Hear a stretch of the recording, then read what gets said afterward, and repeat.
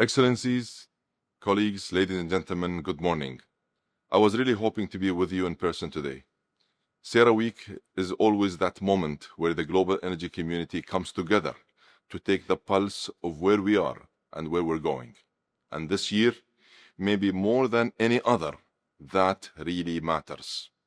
First, I want to thank Dan for letting me join you through this video, because it is essential that voices from our region are part of the conversation at this critical time. Dan, you have been a true friend to the UAE, to me personally, and a champion of the industry. And to all my friends and colleagues in the audience today who have reached out with support over the past few weeks, thank you. It has meant a great deal and more than I can say. Friends, it has been almost a month since my country, the United Arab Emirates, was hit by an attack that was illegal, erratic, unjustified, and completely unprovoked. We did not ask for this conflict. In fact, we took every possible step to prevent it. But when the moment came, we were ready. Our defenses have been tested. Our resilience has been tested. Our character has been tested. And we withstood. At Adnok, we took hits that no civilian enterprise, let alone one focused on delivering energy to the world, should ever have to deal with. We are deploying extraordinary measures to keep our people safe and to make sure, as much as possible, every customer and every stakeholder gets what they need.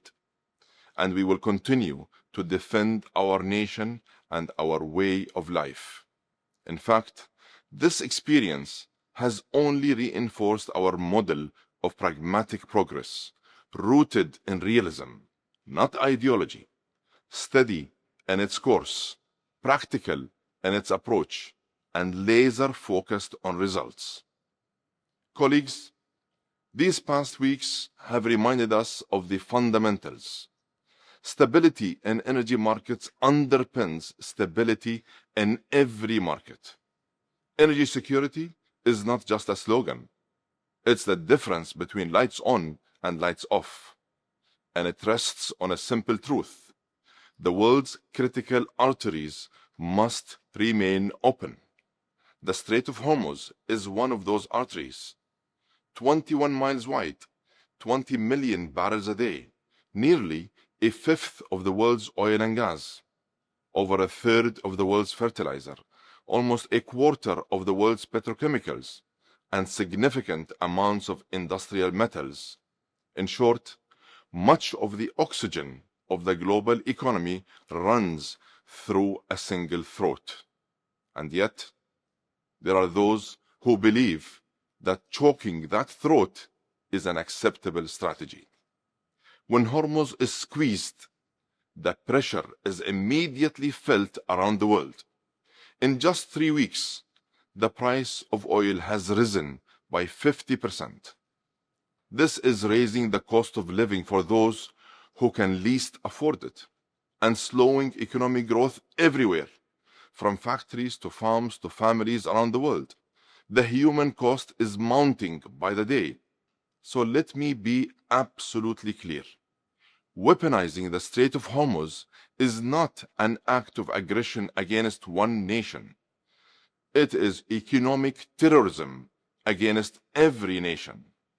And no country should be allowed to hold Hormuz hostage.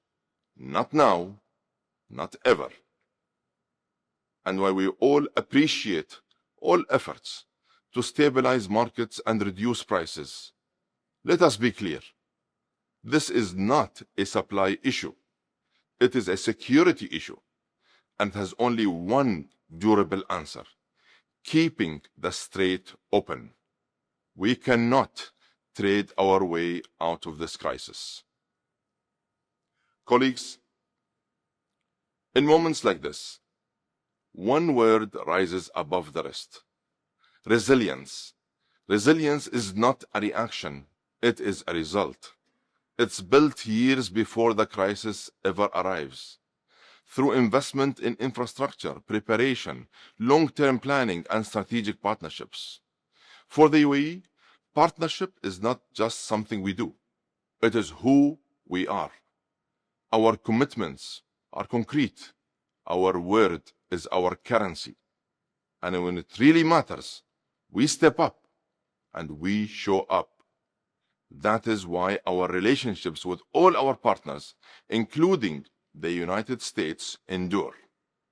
Through Adnok, XRG, and Masdar, we have already invested more than $85 billion in U.S. energy assets, supporting power generation, advanced chemicals, and jobs across 19 states. The U.S. offers a unique combination of resource depth and investment stability. We are actively exploring opportunities across the whole energy value chain. And we are keen to expand our investments in hard infrastructure from storage to liquefaction to regasification plants. And I want to thank Secretaries Burgum and Wright for their dedication, guidance, support, and partnership. Colleagues, ladies and gentlemen, this crisis has revealed two very different visions for the future. One seeks to promote prosperity, and one seeks to spread instability. The UAE made its choice long ago. We built Adnok into one of the most reliable energy companies on earth, not because disruption never reaches our borders, but because when it does, we stay the course. That's why we have diversified how we produce energy. We have expanded the routes that connect supply to markets.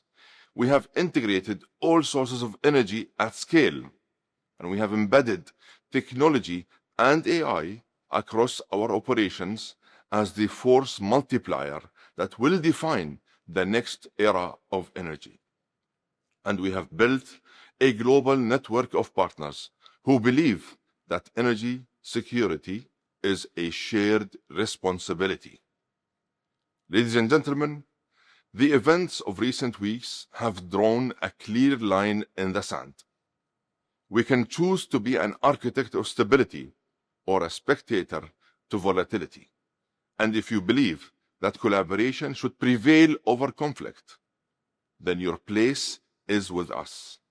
Stability does not happen on its own. It must be built deliberately and collectively. That is why I invite you all to join us at ADEPEC this November, not just for another conference, but for a working session on the resilience of the global energy system. Our doors are wide open. Our commitment is absolute, because energy is not the end goal. It is the foundation for everything that comes next. Thank you.